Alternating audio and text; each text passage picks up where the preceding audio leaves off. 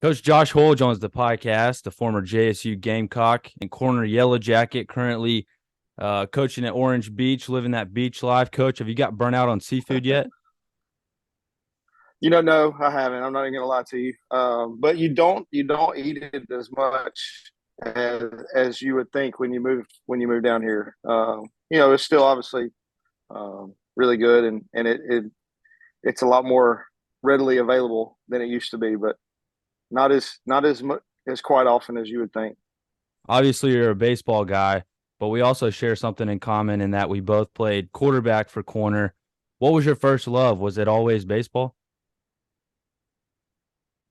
No, it actually it wasn't. I was I loved football. I tell people all the time I'm a baseball guy, but I think that hopefully I've kind of tried to instill in guys that I've coached that there's nothing like Friday Night Lights, and I think that the two correlate so well, and bring out things in kids that you can't substitute if you're just a football guy or if you're just a baseball guy. It seems like they just kind of play off each other so well as far as from a mentality standpoint and athletically, obviously too. So, but in high school, no, I was football, football, football, and played baseball because I'd always played and loved it. But if there was a camp or a showcase or anything like that, I was going to. It was football. But it was just kind of a blessing. Obviously, I was probably a little too short and left-handed, so that kind of probably was a strike against me being a left-handed quarterback. But no, I love football and loved playing it. But I was definitely more of a football guy in high school. Well, after high school, you graduated, you went to JSU and played baseball. But as we're talking, you were a big football guy. Were there any possibilities of you going and playing in college in football? And what went into your decision to play at baseball at JSU? There was some small stuff. A couple offers here and there. The main two things that stuck out were some walk on opportunities, but um, I think at my senior awards day or whatever, they announced that I was walking on to play football at Mississippi State, and then 2 weeks later at graduation or 3 weeks later at graduation, I'm going to play baseball at Jacksonville. So my kind of deal was really late and kind of a weird turn of events. I decided I was going to walk on. I was going to go play football at Mississippi State and had a dorm room, and that was what I was going to do. And we were playing in the third round of the baseball state playoffs at Hoax Bluff, and Coach Case was there to watch another player he'd already signed, and I guess I had a decent game, and we ended up getting put out. They ended my senior season, and 3 or 4 days later, I don't know how to this day, he calls our home phone, and there's no texting or anything like that, and asked us, my mom and I and dad to come up and tour campus and just sit down and meet with them. And he offered, and it just really came down to, these guys want me. They've given me a scholarship offer, and that was going to be, obviously a little better financially on my parents. And I felt like, hey, I can go here and play. Whereas, I think there was probably still a little doubt, like if I go walk on at Mississippi State, am I going to get lost in the mix? And I really didn't know if I was an offensive player or a defensive player. I was just I was good at some things, but not great at anything. So I was it was just one of those things we talked about as a family and prayed about, and that it ended up being a blessing, really. Well, when was the moment that you knew you wanted to get into coaching? Was there a certain coach in particular that may have sparked your interest or made you want to get into it? Yeah, obviously, Coach was a big influence on me. Coach Connor was, it's kind of been the stable guy at our high school for a long, long time. And, I only played basketball at corner for 1 year because I went to Bagley, so which is a feeder school. So back then it was K through 9. So I played basketball at Bagley K through 9 and didn't play for Coach Connor until my 10th grade year. And it was kind of already, very evident that, hey, three sports is tough, and you're missing things in football and baseball. And I was obviously a lot better at those than I was at basketball. So I kind of didn't try out as a junior or senior, and But he coached football as well, and he was a former baseball player in college. So, and our families were really close. So, we were just always really tight. And I looked up to him and kind of how he coached kids. He could get in you and chew you out worse than any, and just crawl all over you. And then it was always 5-10 minutes later, he was going to come by and pat you on the butt and, hey, I'm mad at you. I'm getting on to you because I know you're better than that. And so that always kind of stood out. And then so we were in Jacksonville. Fast forward, and we had fall league. Is basically what it was called. And on Wednesdays and Sundays, we would have high school kids come in, and they divided them into equal teams, and we just kind of had like a little round robin deal for 4 or 5 weeks in the fall for kids to come in and play on our field. And the players, the JSU players, were either coaches or umpires or worked the scoreboard or whatever. And for 2 years, I've coached and really enjoyed that. And then, probably the other big part of that was I redshirted my freshman year, and so 56 games, half of those being at home because we didn't travel. Red shirts didn't travel, so for those home games, I'm sitting there in the dugout knowing I'm not going in, but just trying to see how Coach Case went about end game stuff, how he handled pitchers, how he handled the bullpen. Why did we bunt right there? Why did we put that guy on right there? Why did we call pitch out? And it was really that kind of lit the fire to want to go into being a baseball coach, because I think I knew baseball when I got there, but having to sit for a year and watch him kind of conduct practice and how he was in game, I think really gave me insight to the right way to do things. So that was really the thing that kind of lit the fire. You hear the phrase having the it factor thrown a lot around in sports. Where you'll see a guy and he's got it. He knows, he's going to be special just looking at him. What does that mean to you as a coach? What do you look for in a player? That's a great question. Obviously, there's got to be some athleticism there, and I've coached kids who, as a freshman, you were like, there's some good things, and then they kind of exploded onto the scene, kind of their junior or senior year, and then there were other kids who were, I guess, prodigies, so to speak, that you knew in the 7th or 8th grade they were going to be really special. But I guess if I had to wrap it up as far as the kind of the total deal, the it package, it would be somebody who obviously is got some athleticism, somebody who is extremely competitive, is not scared to lead. That's something that nowadays is not. You don't see that a whole lot. Somebody that's willing to kind of not call out, but get on their peer when they're not playing or acting to what the standard is for the organization, and somebody that just wants to be successful, doesn't care who gets the credit, tons of grit, and kind of just it's the first one there, last one to leave, the consummate teammate. I know I'm all over the place here, but if you could wrap all those adjectives up together, they very rarely have bad body language. They don't get things don't get under their skin, even when it's the worst of the worst. The back's against the wall, everything that could go wrong is going wrong. You look to them, and they're kind of stoic, and I think that makes everybody else around them better. And that, to me, is that it factor you talk about.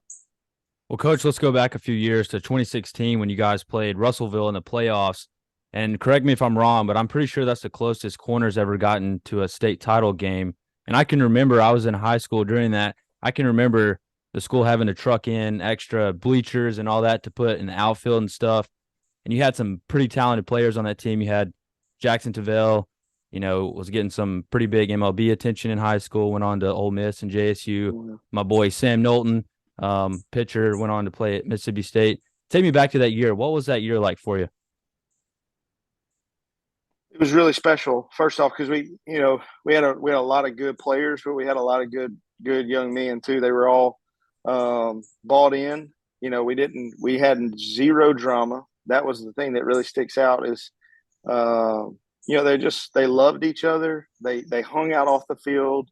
And like I said, they didn't care who got the credit. Going back to what I said earlier, but we had kind of, I guess, pinpointed that group for a while because so when I got there, I was the middle school coach. Well, that senior class was in the seventh grade when I got to be the middle school baseball coach. So we had them seventh, eighth, ninth, 10th, 11th, and then that was their 12th grade year. Um, so I used to joke all the time I could not show up to practice, and they would run a 2-hour practice and cover bunt D and first and third and fly ball communication and all those things. Um, we never did that, but obviously we just had that level of trust with them. They trusted us, and they just wanted to win. And we fell short against Russell, a really good team that obviously has went on to do even more. I think they've won 3 or 4 now. Coach Heaps just retired this past year. He's a good friend of mine, and Cody Greenhill was on that team who went to Auburn and got drafted. Judd Ward was on that team for Russell who went to Auburn, and I think is probably still playing. But it was just it was a heavyweight slugfest, really. And I really do feel like, and Coach Heaps would probably disagree, but if we could have got it to a game 3, I felt like we had the upper hand because Chris Huff, we lost the series and he never towed the rubber. He didn't even get to pitch. So we had him for all of game 3, ready to go, and he had a really good year that year. So I don't know the number, but I would say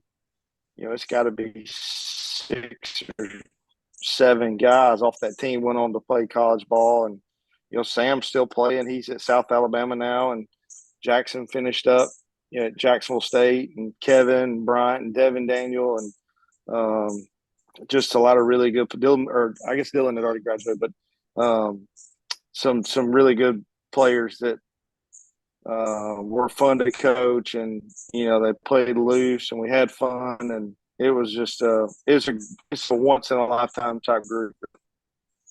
Well, Coach, to wrap this thing up, you're a corner guy through and through. Went to corner, grew up in corner, caught it, coached a corner, taught a corner.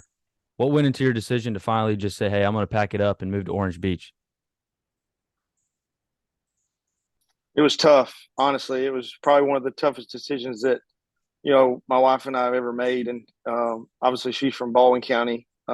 Went to Bayside Academy down in Daphne, and we had vacationed here our whole life. We actually met in Orange Beach, got engaged in Orange Beach. So Orange Beach had always been a place that we knew we would probably end up at some point. Did not think it would happen as quickly as it did, obviously. But there were a couple of things that kind of went into it. In 2020, our baseball team was another one of those teams that was kind of poised to make a run. I think when the season ended, we were 14-1. Had 3 arms on the mound that were they didn't all go Division I, but they were all D1 type arms. Braden Rowe, Tanner Hayes, and Colin Daniel. And Colin's at UAB now. Braden went to Alabama, and then to Wallace, and Tanner went to Lawson. And they kind of had that same type feel as 2016. So when the season got cut short because of COVID, people don't remember it was really a thing to where Dr. Trevick came and kind of whistled at me during a game when they were playing Dora. I'll never forget it. And I come over to the fence, and he's like, "Hey, you are supposed to go to the beach next week for that tournament." I said, "Yes, sir." And he said, "You need to call and cancel the rooms and tell the parents. I think they're going to shut us down for a couple weeks." I'm like, "Okay." So after the game, we get done. We beat Dora, and call everybody up. I'm like, "Guys, let's knock out our field jobs, get it cleaned up." And so they do that, and we meet in the locker room. Like, I'm super proud of you. Great job. Way to take care of business. And this next couple of weeks kind of up in the air. I'll let you know what I find out. I love you. I'm proud of you. And, I'll communicate when I know more. And that was the last time I saw them together as a group, was in the locker room. And it was just really tough. and so that was part of it. And fast forward a couple of weeks, and Dr. Trevick takes a job with the Central Board and goes to be a deputy superintendent. And we had gotten really, really close. And then Coach Clements, who's a good friend of mine, also a teammate of mine at Jacksonville State, decides he's going to move and go closer to his family and go to St. Clair County High School. So in less than a week, our principal and our head football coach was gone. And with the way the season ended, and we had 9 seniors on that team, all of them got a chance to go on and play college baseball. I was just like, this is kind of the perfect kind of deal. And I was at peace with it. My brother was going to get to be the head coach, which is something that he was ready to do. And I knew that, he wasn't going to go anywhere else. He wanted to stay right there. And it was obviously he wouldn't get that chance. So I was just like, if there was ever a time where this kind of fit and made sense to kind of start over and move to Baldwin County where my wife's from, let's do it now. So it was good. I'll be honest with you, there were nights where I'm like, have I lost my mind? I mean, this is absolutely crazy, but we love it. We live in Orange Beach, and my wife works at the elementary school. I work at the high school, and our kids, they love it here, and they still obviously miss Corner and their friends at Corner, but it's really nice to wake up and drive, by the bay on the way to work every morning. It's not bad to look at, obviously. Well, Coach, I'm glad everything's working out for you, and I appreciate you taking the time to chat ball with me. Good luck to you. Thank you, man. I appreciate it, and this is an awesome thing you got going. I look forward to seeing all the next episodes, and hope everything you're doing is going well and good catching up. And I actually had a Facebook memory pop up the other day that made me think of you. You were in against Hayden. I don't know if you know that or not, but I've got picture proof that you crossed the goal line and scored. So I don't know if you remember that or not. Man, that game haunts my dreams to this day. Well, you scored, so I know we took the L in the win-loss column that night. But if it makes you feel any better, I found an old picture going through my album, and I was like, man, Skylar scored that touchdown. They said he was down at the 1, but he wasn't. There we go. Picture proof. That's all we need. That's right.